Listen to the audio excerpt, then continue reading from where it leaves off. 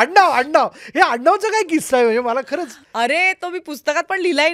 अरे ते ढेमरे माझं आडनाव कोणाला उच्चारताच येत नाही रे. नाही तर ते ढगे ढमढेरे ढोले, तर मी म्हटलं अरे ढेमरे हे नीट उच्चारा ना यार तुम्ही. पण काय झालं मग, पण वजन वाटतं सुभाष, छान वाटतं ना. सुभाष. तर मग ते फार मला मस्त ते इट वॉज, आईने ते पहिल्यांदा अर्थात ज्योती सुभाष.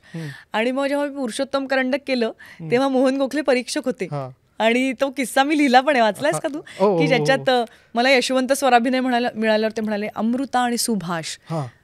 तर मी म्हटलं अरे म्हणजे हे असं म्हणतात का की ज्योती सुभाषांची मुलगी म्हणून मला बक्षीस दिलं, मला नको हे बक्षीस. तो म्हणाला, मोहन तेव्हा गोखले मला म्हणाले होते की अगं संस्कृत मध्ये अमृता सुभाष म्हणजे जिची वाणी सुभाष जी आहे, अमृतासारखी जिची वाणी आहे तिला आम्ही यशवंत स्वराभिनय दिलं असं मला म्हणायचं होतं.